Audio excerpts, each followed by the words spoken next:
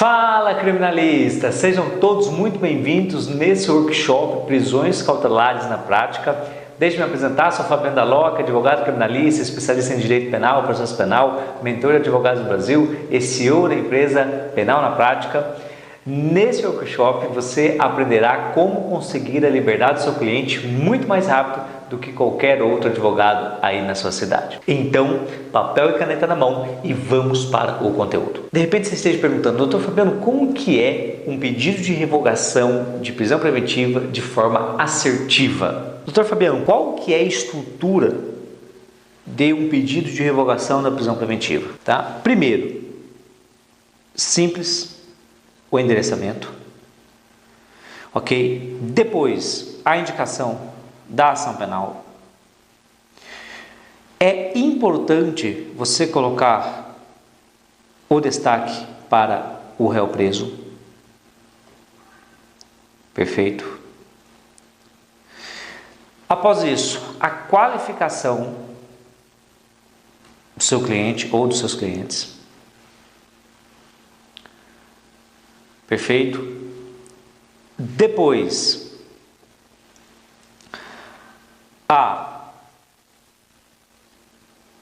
peça cabível, bem como a sua fundamentação. Eu gosto em especial citar os princípios da razoabilidade e da proporcionalidade. Acho muito interessante. Se for o segundo ou mais pedido de revogação da prisão preventiva, é importantíssimo você citar a cláusula rebus sic stantibus. Ou seja, mostrar que houve alteração fática processual. Perfeito? E também gosto, por óbvio, citar a presunção de inocência. Perfeito? Então, feito essas considerações, esse início, nós vamos partir para a síntese fática, o relatório, os fatos. E aí você pode escolher o nome que você achar melhor. A única dica que eu te dou é o seguinte: esses fatos, essa síntese, esse relatório tem que ser claro, tem que ser objetivo. Perfeito? Não adianta você querer adentrar o mérito da questão. Não, aqui é tão somente sobre os fatos, né? Sobre as circunstâncias ali, de forma clara, de forma objetiva, sem a encheção de linguiça. Perfeito? No tocante aos direitos, você pode abrir um tópico versando sobre a incidência do excesso de prazo. Então, se tem no seu processo, no caso prático, o excesso de prazo para a formação da culpa, ou seja, se não for por desídia da defesa, mas sim pela letargia do Estado, você pode alegar o excesso de prazo, porque é sabido que em determinados procedimentos, como o ordinário, nos termos do 400 do CPI seguintes, tem o prazo 60 dias para quê? Para que seja feita toda a instrução do processo. Perfeito? E aí, atente também para os outros tipos de procedimentos especiais, que aí cada um tem o seu prazo, tá? Um prazo razoável para que seja feita a formação dessa culpa. Então você pode abrir esse tópico se houver o excesso de prazo. Compreendido? Muito que bem. Não havendo o excesso de prazo, você pode adentrar direto tá, para os elementos autorizadores da prisão preventiva. Quais são eles, Fabiano? Abra um tópico para isso. Abra um tópico na sua peça processual. E aí, quais são os elementos? Ordem pública. Perfeito? Ordem pública. O que eu tenho que analisar no que tange a ordem pública? E não somente analisar, o que eu tenho que colocar na peça processual. Quando eu falo em ordem pública, eu tenho que pensar como que eu vou abordar dentro da minha peça, de forma a impactar o juiz e demonstrar que a fundamentação de ordem pública, a prisão com base nessa fundamentação, para aquele caso concreto, é desnecessária. Como que eu faço isso? Quando eu falo em ordem pública, você tem que pensar sobre o viés da periculosidade do agente e gravidade abstrata do delito. E como que eu posso, doutor Fabiano, trabalhar na minha peça para descaracterizar essa periculosidade do agente? Então, você juntando documentos, a folha de antecedentes criminais, né, onde vai estar lá negativa, onde não vai ter, nada consta do seu cliente, e você junta esse documento. Você já viu que nós abrimos um tópico, tá, da fragilidade dos requisitos da prisão preventiva, e ali você vai colocar o primeiro motivo ensejador do 312, que é a ordem pública. Então, nesse tópico da ordem pública, você vai dividir da periculosidade do agente e vai colocar um parágrafo ali explicando que ele não tem nenhum tipo de antecedente criminal, é primário. E lembra-se, doutor, doutora, tudo que você alega, você tem que trazer o quê? Provas, tem que trazer base para aquilo, para aquela sua alegação. Então, pensando nisso, por essa premissa, por esse viés, você disse para o juiz que, na sua petição, o meu cliente não é perigoso. Ora, tanto que não é perigoso, que basta reportarmos os seus antecedentes criminais, conforme folhas, conforme anexo. Um outro documento também, que pode dar aso, pode dar base para descaracterizar essa periculosidade do agente. Por exemplo, se ele for mesário, né, se sempre está exercendo a sua cidadania, se ele é jurado, se ele é doador de sangue, são situações, tá, que demonstram dentro do processo, e você juntando documentos hábeis para isso, junto com os antecedentes, que demonstram que o agente, que o seu cliente não é perigoso e pode sim viver em sociedade mediante condições, mediante alternativas diferentemente da prisão.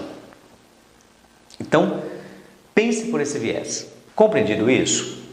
E em relação à gravidade do delito, como que eu posso trabalhar dentro de uma peça a gravidade abstrata do delito? Quando eu falo em gravidade do delito, eu estou falando também na repercussão que ele gera na sociedade. Então, pensando sobre esse viés, você tem que pensar, olha, quando o juiz recebe, né, de repente um auto de prisão flagrante, que ele vai analisar quanto à conversão desse APF em preventiva, ele pensa na questão da ordem pública em relação à gravidade abstrata do delito, de que maneira?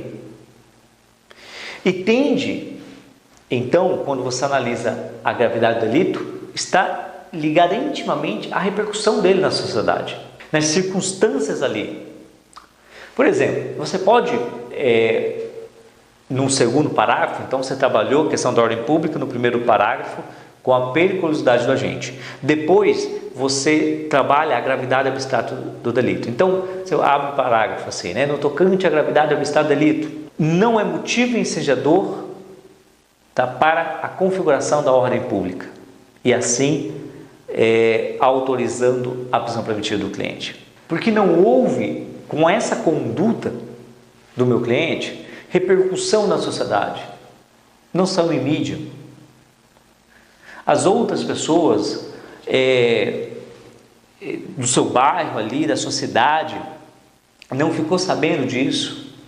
Não houve uma cobertura midiática em relação a isso. Ou de repente, você também pode colocar ali que as circunstâncias por si só, a gravidade do delito já é algo intrínseco ao tipo penal. Dá um exemplo, Fabiano. Vamos supor, num crime de tráfico de drogas, vamos supor que o seu cliente ele foi preso ali com 50 gramas.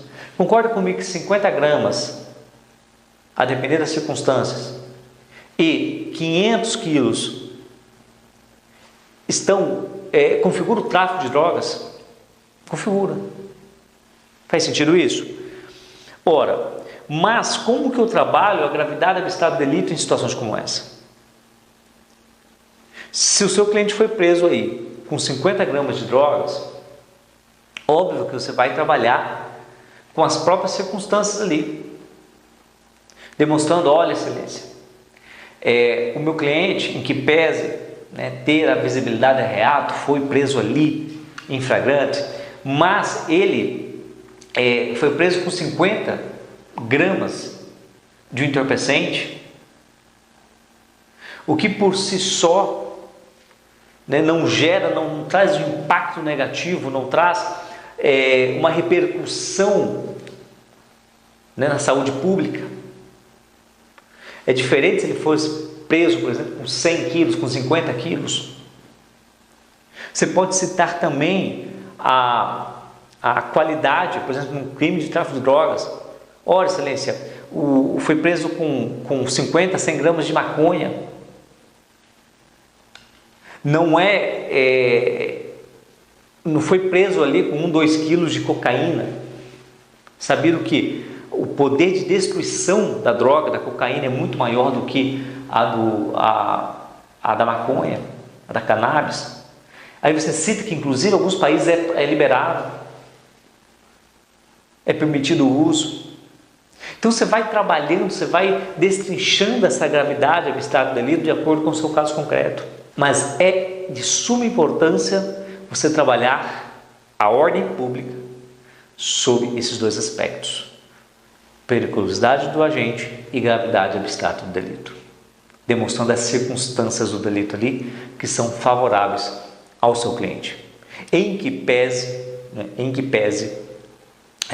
e via de regra preso ali em flagrante delito, como disse Francesco Canelucci, a visibilidade del reato, a visibilidade do delito está muito claro ali, que pese isso, de repente ter configurado sim um tráfico de drogas, ter configurado sim o roubo. Aí você pode de repente, num caso concreto ali seu, demonstrar que o seu cliente no roubo ele utilizou apenas de violência, de grave ameaça e não de violência, não machucou a vítima. Então são circunstâncias que você pode trabalhar ali dentro da gravidade do delito e aí vai depender do caso concreto aí do seu escritório. É só você analisando ali e a partir dessa visão que você está tendo agora, você vai conseguir destrinchar a ordem pública. Tudo que você mencionar, tá? Você traz provas, traz algum tipo de documento. Isso no que tange a periculosidade do agente. E na gravidade abstrata do delito, na gravidade do delito, você pode mencionar e apontar dentro dos próprios autos, tá? Circunstâncias que venham favorecer o seu cliente. Compreendido? Então, portanto, no tocante à ordem pública, trabalhe esses dois pontos. Perfeito? Você fazendo isso dentro dessa visão, com certeza, para os seus casos práticos, a partir de agora, você vai enxergar isso com um novo prisma. Vai ser muito mais fácil de você desenvolver uma linha defensiva, vai ser muito mais fácil você dar mais base, deixar a sua petição, o seu pedido de liberdade, de revogação da prisão preventiva, muito mais robusto nesse sentido. Perfeito? E você utiliza uma doutrina e uma jurisprudência específica, tanto no tocante à periculosidade do agente e uma outra doutrina ou jurisprudência específica falando relacionado aí à gravidade do delito. Perfeito? Então fica nesse ponto muito bem fundamentado o seu pedido. Doutor Fabiano, mas como que eu procuro essa doutrina, essa jurisprudência? Muitas pessoas, muitos colegas advogados, né? O que eles fazem? Eles entram no Google e digitam lá, né? Jurisprudência, precedentes, crime de roubo. Precedente de jurisprudência, pequena quantidade de droga. E aí aparece aquele monte de pesquisa, né? Monte de jurisprudência e precedentes. Você deve fazer diferente. Vou te dar uma outra dica de ouro, tá? Entre direto nos tribunais, no seu tribunal do seu estado. Entre na jurisprudência, faça a sua pesquisa por ali. Faça a sua pesquisa de precedentes no tribunal, no Superior Tribunal de Justiça, no STJ, direto no site dele, direto no site do STF. Evite de ficar digitando no Google. Você vai ver que vai melhorar a qualidade dos seus precedentes. Compreendido? Maravilha? Então, segue essa dica para vocês. Dando continuidade, o outro requisito autorizador da prisão preventiva é a conveniência da instrução criminal. E está presente lá no artigo 312 do CPP. E como que eu trabalho essa questão da conveniência da instrução criminal na minha peça processual? Então, como nós vimos, você abre um tópico, certo? E comece e mencione em um parágrafo que não há indícios pretéritos de que o seu cliente solto irá ameaçar testemunhas, irá colocar em risco ali o trâmite regular do processo. Mencione isso. E vocês vão perceber, e muita atenção para isso, que há processos onde as testemunhas são os próprios policiais. De repente, e um exemplo, um crime de tráfico de drogas, só tem as testemunhas os próprios policiais, de repente os condutores, né, da prisão do seu cliente, e que na fundamentação do juiz, ele pega lá um Ctrl+C, Ctrl+V, genérico de tudo, e coloca que a soltura do seu cliente, naquele momento, colocaria em risco o andamento do processo, tendo em vista as testemunhas sentirem-se ameaçadas. Pode haver uma coação de testemunho no curso processual. E você olha esse processo, você percebe que a única testemunha são os policiais condutores ali. Ora, a função como policial, a função da polícia, ela, por óbvio, ela já é o que? De risco. O perigo, o risco é iminente à profissão. Então eu não posso colocar essa fundamentação, não posso permitir que essa fundamentação do juiz seja idônea nesse sentido, porque não é.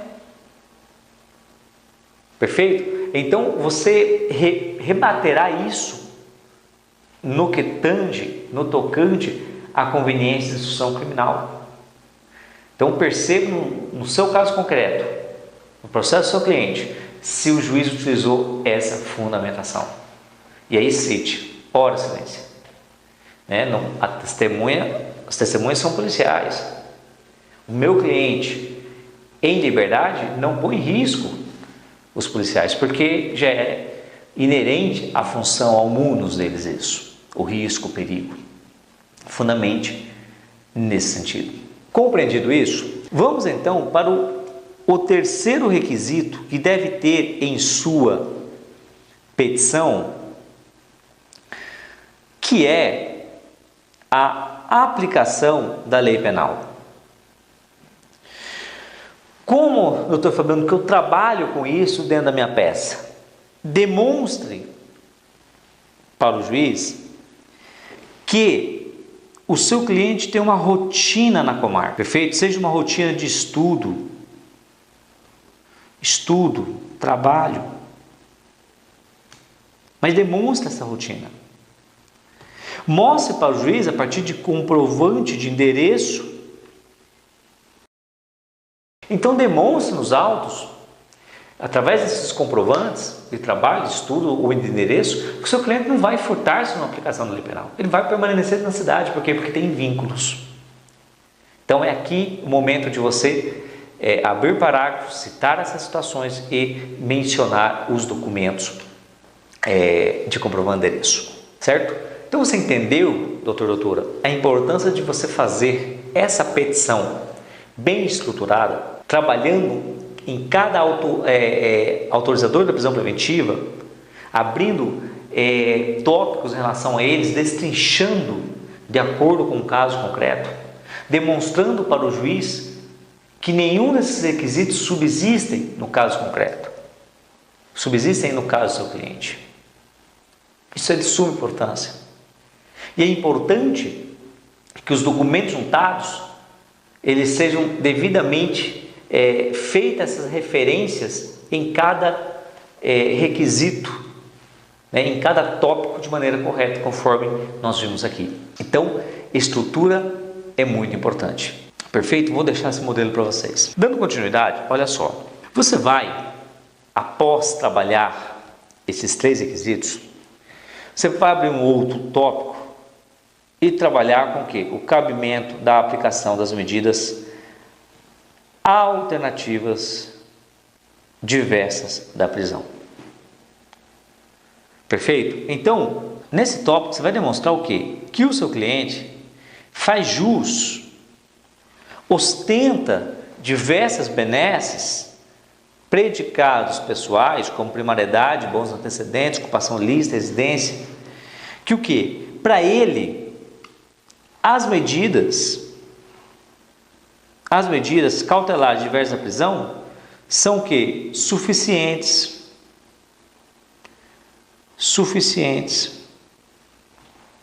Não tem necessidade do quê? Dele permanecer preso numa prisão preventiva, sendo que ele ostenta benesses, ele ostenta condições, predicados, e aí você, óbvio, vai citar, vai fazer um resumo em 2 parágrafos, vai fazer um resumo,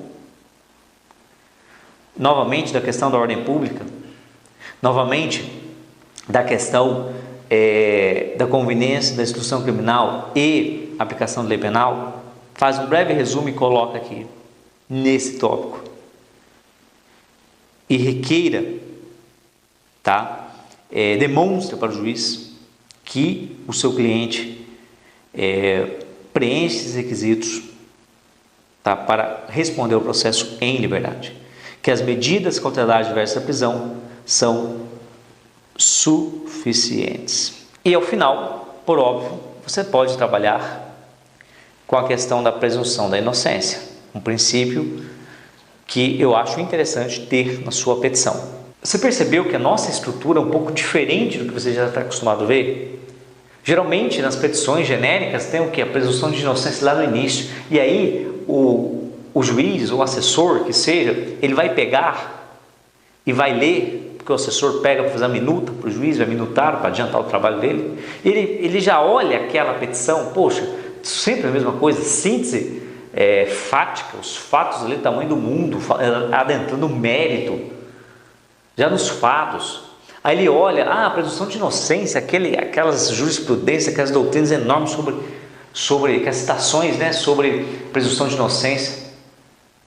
Aqui nessa petição, e nas petições que eu faço no escritório e ensino os meus mentorandos lá dentro da mentoria penal na prática, falo, olha, presunção de inocência, esse princípio muito importante, mas coloque ele ali dentro da estrutura da sua peça em último. Trabalhe tópico por tópico, conforme eu ensinei nessa aula, antes dessa presunção de inocência. Trabalhe os requisitos autorizadores da prisão preventiva, destrinchando, demonstrando que eles são frágeis para o seu caso concreto, antes de citar a presunção de inocência. Compreendido? Isso faz, a estrutura faz total diferença numa petição. Ah, mas o juiz não lê minha petição. Experimenta xingar, promover impropérios para ele, para você ver se você não vai sofrer uma representação na OAB. De repente ele não lê diretamente ali, devido ao acúmulo do serviço, enfim. Mas alguém vai ler a sua peça, vai passar a sua petição sob o escrutínio de alguém. Então, sempre faça a petição para que ela seja assertiva, sempre faça de forma clara, de forma objetiva, obedecendo essa estrutura que eu passei para vocês, no que tange, no tocante aí à prisão preventiva. Perfeito? E na tela, no pedido ou pedidos, né? Aí você já requer o recebimento da peça processual, cita novamente, né, a sua fundamentação legal, né, o pedido, requer o pedido, né, da revogação da prisão preventiva e a consequência, o alvará de soltura. Aqui eu cito, tá? Importante você colocar o local, né, a cadeia ou penitenciária barra cadeia que ele está preso, cita, perfeito? Para não ter na prática expede-se alvará de soltura, manda para uma cadeia, na realidade está em outra, enfim, você economiza tempo em relação a isso. E por fim, né, assinatura, data local, que é de praxe. Compreendido? Essa é a estrutura de uma revogação da prisão preventiva que impacta o juiz, chama a atenção de quem vai analisar esse seu pedido. E lembre-se, em cada tópico desse eu coloco uma doutrina e uma jurisprudência. É importantíssimo. Uma outra dica, doutor, é que, e aí eu recebo muitas perguntas nesse sentido, né? Se na minha peça, né, nesse meu pedido, eu posso requerer, né, a prisão domiciliar com o pedido subsidiário. E a resposta é não. Poder você pode, mas não é interessante do ponto de vista estratégico para a defesa. Perfeito? Então, se o seu cliente preencher os requisitos do 318 do CPP, você entra com pedido de revogação da prisão preventiva, sem indeferido, você entra com outro pedido, outra peça separado. E aí sim você pode requerer especificamente a conversão da prisão preventiva em domiciliar. Então, em outra peça. Compreendido? Maravilha. Olha só, sempre, tá? Destaque as linhas que você queira que chame a atenção do juiz. Então, você viu na nossa peça, há determinados pontos, né, linhas ali, frases que estão em negrito ou sublinhado em negrito. Isso chama atenção, porque o juiz ele vai ler, né, de forma corrida, então ele vai prestar atenção. Isso é do ser humano, nós tendemos a prestar atenção em algo que está marcado, né, que ressalta aos olhos. Então você pode colocar negrito, né, pode colocar um marca-texto ali, né, uma cor diferente naquele texto, ressaltando aquela parte, tá? Essa parte que você queira que chame a atenção para o juiz ou o desembargador analisar. Um outro detalhe muito importante: em casos onde há corréus, ou seja, mais de um acusado, e o juiz concede a liberdade de um e mantém o outro preso, muita atenção para essa situação que na prática passa despercebida, que é a possibilidade da aplicação do artigo 580 do CPP para o seu cliente. Fabiano, como que é esse artigo 580? Ele diz o seguinte: no caso de concurso de agentes, a decisão do recurso interposto por um dos réus, ser fundado motivos que não seja de caráter exclusivamente pessoal, aproveitará aos outros. E aí, criminalista, tem se consolidado na doutrina e na jurisprudência que essa extensão do benefício previsto para recurso também aplica-se nos casos de prisões cautelares. Certo? E isso é corroborado pelo princípio da isonomia processual. Então, Fabiano, será que funciona na prática? E eu te respondo que sim, tá? E por isso que merece muita atenção a partir de hoje em todos os seus casos práticos, aonde há tal situação. E vai acontecer, pode ter certeza. Eu advoguei para um casal, isso faz alguns anos atrás, onde eles foram presos por tráfico de drogas e associação para o tráfico, certo? Na audiência, eu requeri a liberdade de ambos, né, na audiência de instrução. O juiz concedeu apenas para a mulher e manteve o homem preso. Eu analisei os autos e percebi que ambos, tanto o homem quanto a mulher, eles estavam na mesma situação fático-processual, ou seja, eles foram presos na mesma operação, a denúncia narrava a mesma conduta delitiva para ambos, tanto o homem quanto a mulher detinham primariedade, né, não tinham antecedentes criminais, detinham aí residência fixa. Ora, eles estavam no mesmo patamar, processualmente falando, certo? Então a fundamentação do magistrado em liberar somente a mulher não era idônea. E esse benefício teria também que atingir ao homem. E aí, pelo princípio da isonomia processual, impetrei um habeas corpus e foi concedido. Olha só esse acordo.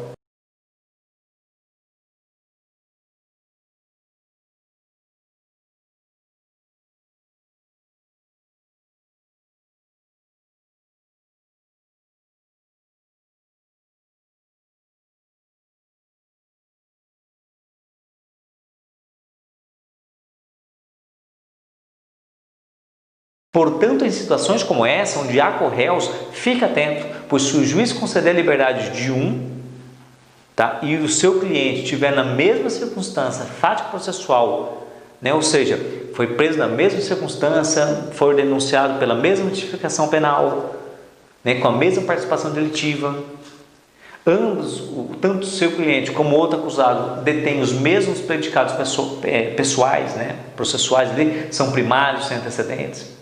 Você pode requerer essa extensão ao seu cliente, tá? E ser indeferido do juiz ali, tá? Se ele negar, você impede um habeas corpus para o tribunal. Eu preciso fazer uns outros apontamentos importantíssimos para a sua prática penal em relação às alterações que a novel lei 13964 de 2019, famigerado pacote anticrime, fez no tocante à prisão preventiva. Só que eu preciso para isso ir lá para a tela do meu computador, beleza? Então vamos lá. Fala, criminalistas, Fabiano da Loca do Penal na Prática, e vamos agora dar continuidade aqui aos nossos estudos sobre as alterações que a Lei 13.964 de 2019, famigerado pacote de crime, trouxe para o Código Penal. Em especial, nós vamos ver agora o artigo 316, que teve alterações também substanciáveis e na prática. Você vai saber isso agora, doutora. Vamos lá. Antes da redação, a lei nos trazia que o juiz poderá revogar a prisão preventiva se, no correr do processo, verificar falta de motivo para que subsista, bem como novamente decretá-la se sobrevierem razões que a justifiquem. Após a redação, teve a seguinte alteração, e como eu disse, substancial. Diz o seguinte: o juiz de ofício, e aqui para revogar, marque isso, para revogar, o juiz pode de ofício. O juiz pode de ofício. Ou, a pedido das partes, revogar a prisão preventiva se no decorrer da investigação, olha a outra alteração, ou do processo, verificar a falta de motivo para que ela subsista, bem como novamente decretar se sobrevierem razões que a justifiquem. Aqui, para revogar, é necessário o quê? Pode ser de ofício ou a pedido das partes. Agora, para decretar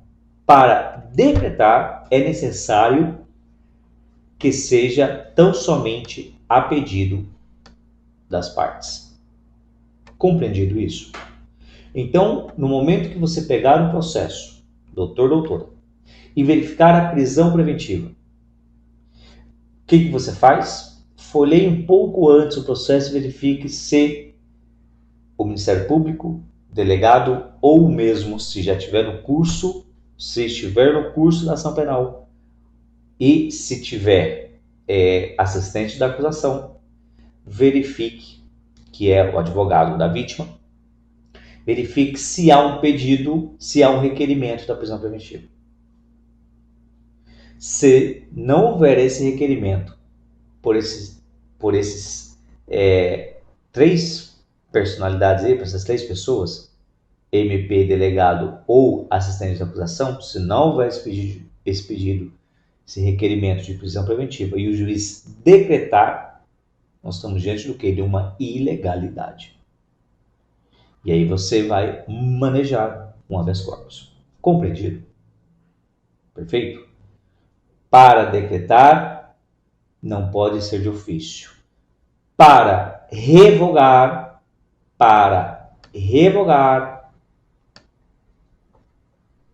aí pode ser de ofício. Por quê? Beneficia o réu. E aí invocamos os princípios da dignidade da pessoa humana.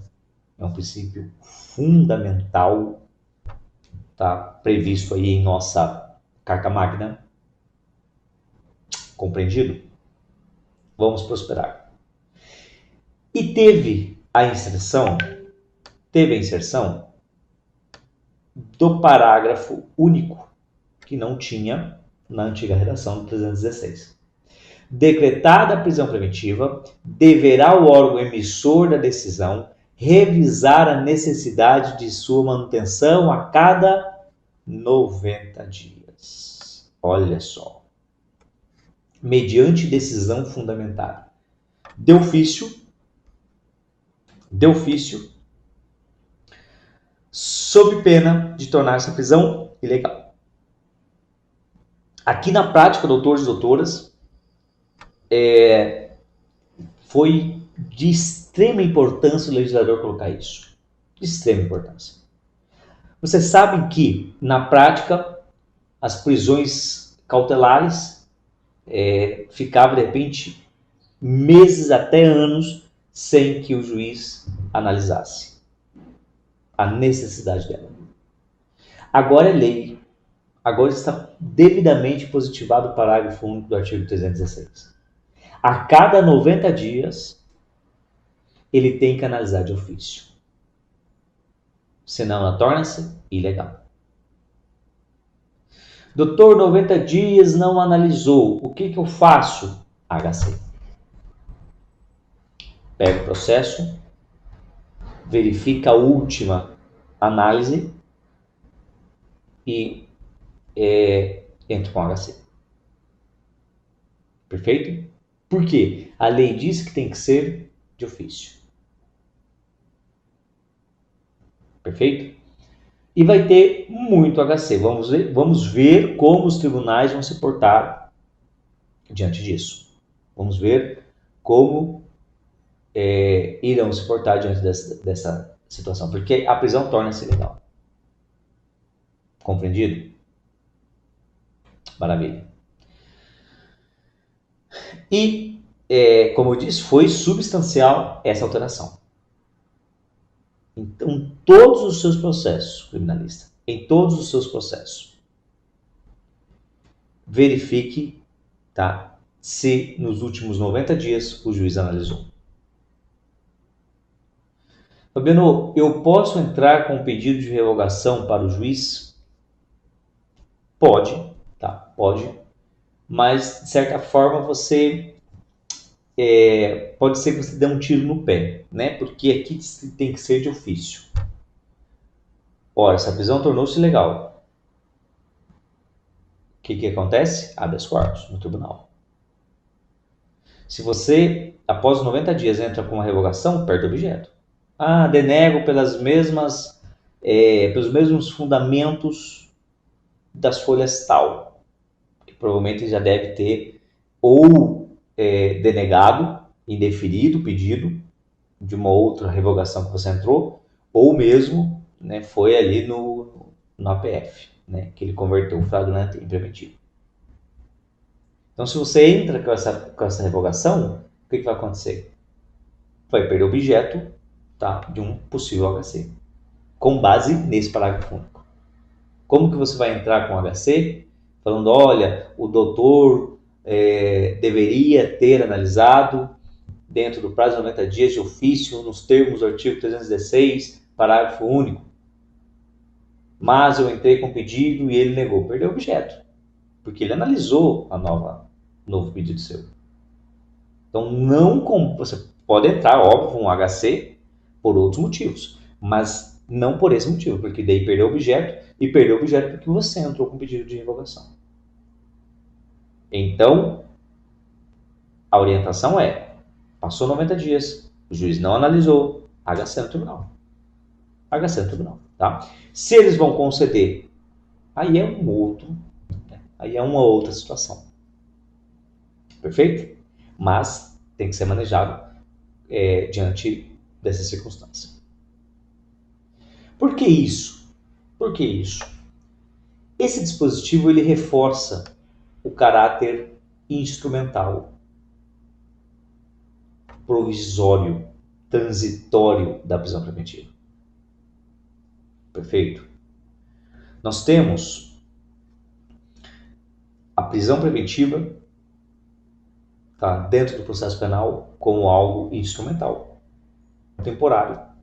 Não pode o cliente, não pode o acusado, sob pena, tá, sob esse pretexto de uma antecipação de pena, não pode ele ficar aguardando ad eterno e ainda preso o desenrolar do processo.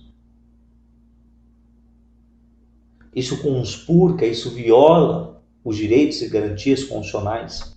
O direito previsto lá no artigo 5º, que é o direito a um devido processo legal e de forma rápida, de forma célere.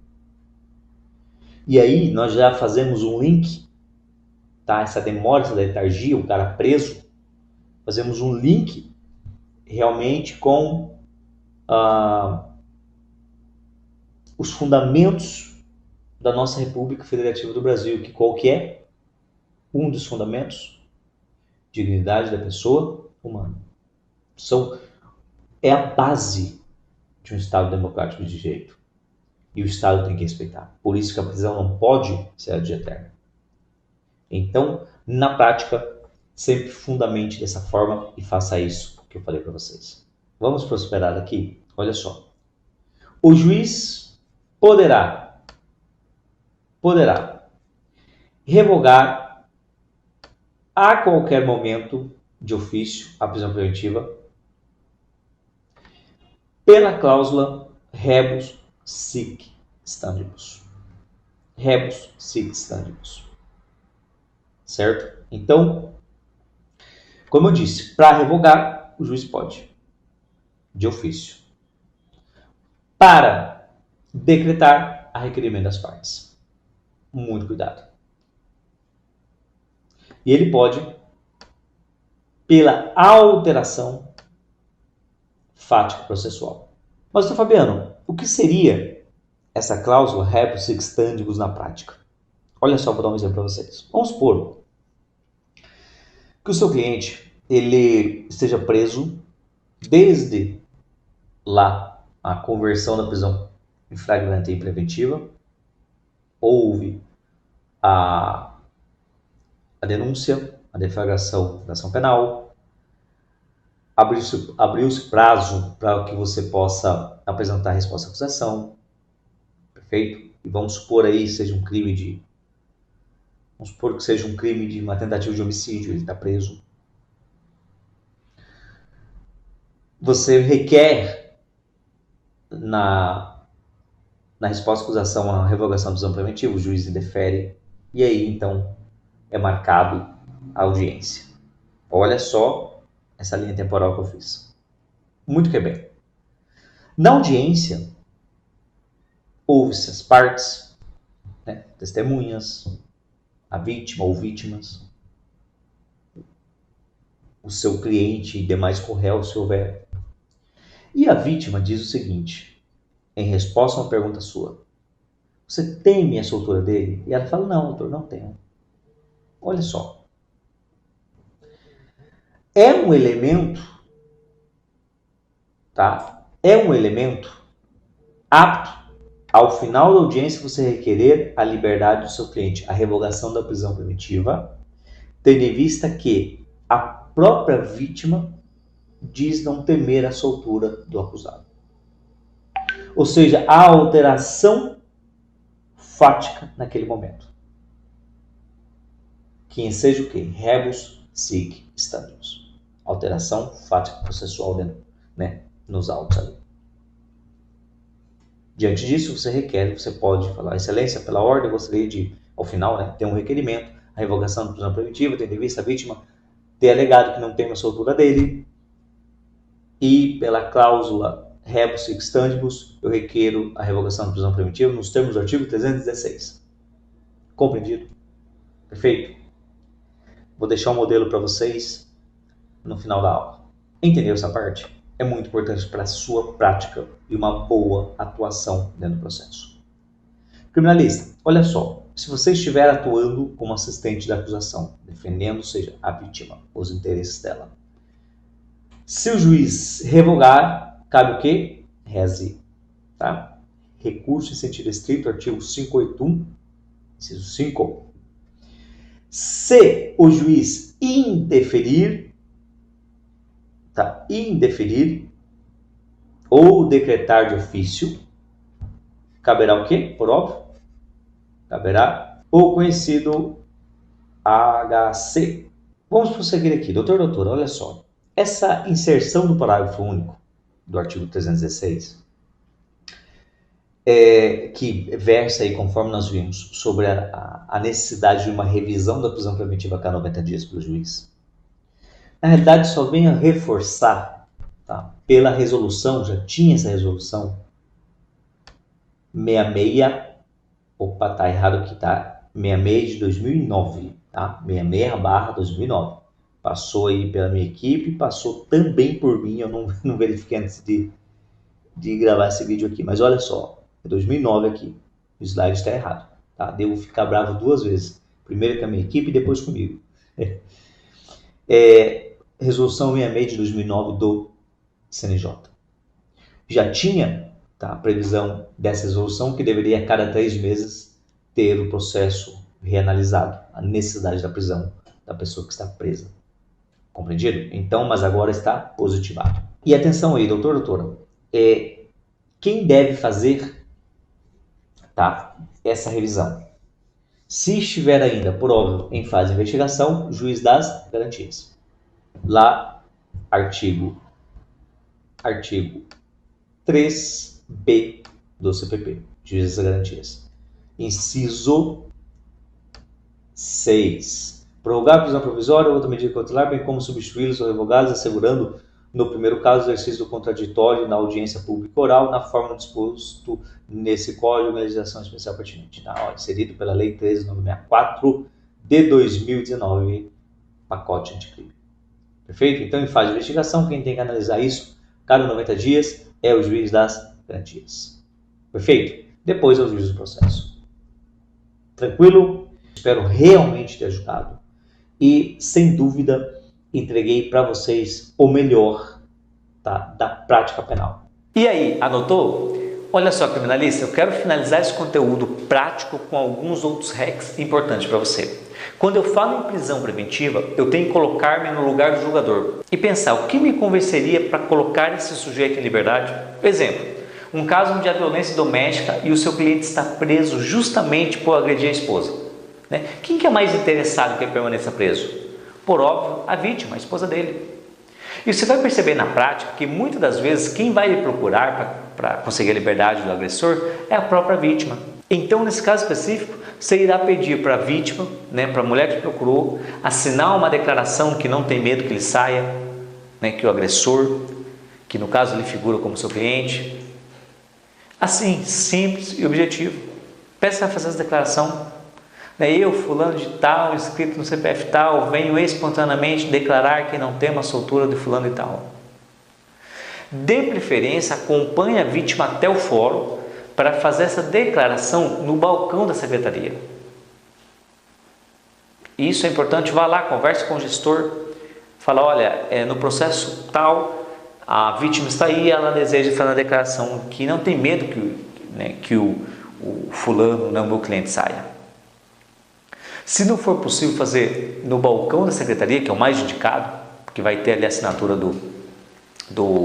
também do gestor, da certidão, peça para ela assinar a declaração a punho, à mão, tá? E reconhecer firma num cartório de notas. Compreendido? Simples assim. Então, com esse documento em mãos, demonstre em sua petição que a própria vítima, que é a maior interessada na prisão do acusado, não teme pela soltura do mesmo. Você, no lugar do juiz, qual seria a sua decisão ante uma petição com esse documento? Por óbvio, concederia liberdade. E pode apostar que também será o entendimento do magistrado. Portanto, você, como advogada, deve ter essa postura proativa. Sempre pense, tá? O que eu posso fazer para facilitar a soltura do meu cliente? Esse tem que ser o pensamento. De repente você me pergunta, doutor Fabiano, mas não é errado eu falar com vítima, com testemunho no processo penal? E a resposta é não. Certa vez, em uma audiência em instrução, a vítima foi prestar a declaração e a promotora, folheando os autos, perguntou, fulano, em folha tal, você assinou esse documento? Por que você fez isso? E a vítima olhou para mim e disse, olha, esse advogado que me pediu. Então o promotor olhou para mim e falou, doutor, o senhor confirma que você foi atrás da vítima para colher essa declaração? E eu respondi, sim, doutor, confirmo. Então eu olhei para a vítima e perguntei para ela, falei, em algum momento eu prometi dinheiro para fazer essa declaração? E ela respondeu, não, doutor. Em algum momento eu te ameacei, constrangi, te forcei de alguma forma para você assinar essa declaração? Ela respondeu, não, doutor, eu que quis assinar. Então eu olhei para o promotor e disse, doutora, aí, a vítima é parte do processo e eu posso ter acesso a ela fora do juízo. A promotora ficou em silêncio. Doutor, o que você não pode é oferecer dinheiro, chantagear, obrigar, ameaçar. Isso tanto a vítima quanto a testemunha. Isso é ilegal. Mas, repito, a vítima e testemunha são partes do processo. A testemunha é do processo. Certo? Então você, como defesa, como parte, você pode ter acesso às testemunhas, conversar, entender como se deu os fatos fora do juízo. Compreendido?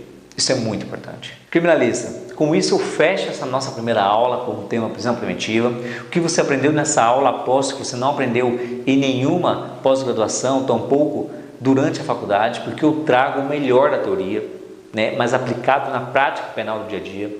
E por isso que o meu método que eu desenvolvo e aplico com advogados atuantes de todo o Brasil, esses advogados que fazem parte do grupo fechado da minha mentoria penal na prática 5 em 1, funciona, tá? E funciona para qualquer advogado, seja advogado mais jovem, ou seja mais experiente dentro da profissão.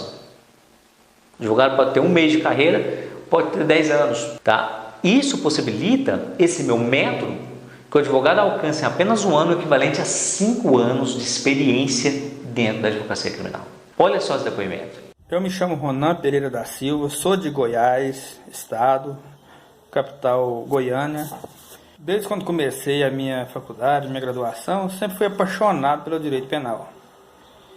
Então, desde ali eu cresci visando, com enfoque, ser criminalista. Ao passar na OAB, fiquei um pouco frustrado. Imagina bem, para que rumo seguir agora, onde que eu vou amadurecer? Então, foi aí que eu conheci o Dr. Fabiano, onde dava maratona, 5 anos em 1. E eu fiquei curioso, que 5 anos em 1 como? Então, assisti rigorosamente a maratona dele, onde ele ensinou a captar clientes. E ele falou uma frase interessante. Precisa colocar em prática. Precisa colocar em prática, senão não adianta adquirir conteúdo se não colocar em prática. Foi uma das primeiras informações que ele passou. Depois, ao terminar a maratona, cerca de 5 dias, veio a inscrição para fazer 1 ano, então, na mentoria. 5 anos em 1. O que acontece? Eu pensei em não fazer, mas, mais uma vez, aquela frase do Dr. Fabiano ficava na minha mente: quem quer dá um jeito, quem não quer arranja uma desculpa.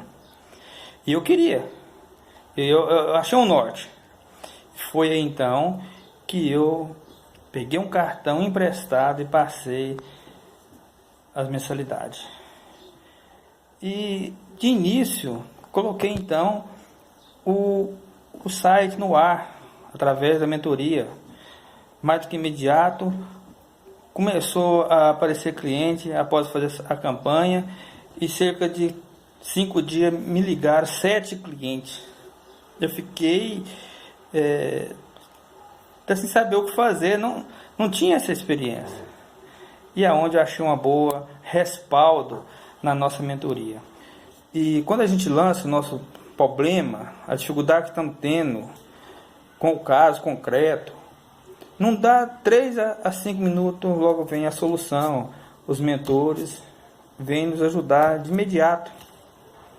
Então, quer dizer, estou satisfeito com essa mentoria e também com o site. E tenho certeza que isso aqui é uma viagem, como todos nós fazemos essa viagem.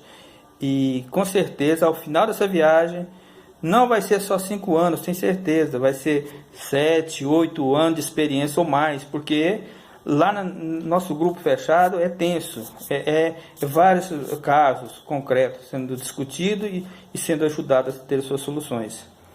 Estou satisfeito com essa mentoria. Com isso, terminamos aqui essa aula e, aplicando o que eu ensinei, eu tenho a plena certeza que você conseguirá a liberdade do seu cliente muito mais rápido do que qualquer outro advogado na sua cidade e região. Então, nos vemos na próxima aula. Marque aí na sua agenda. Bons estudos e sucesso!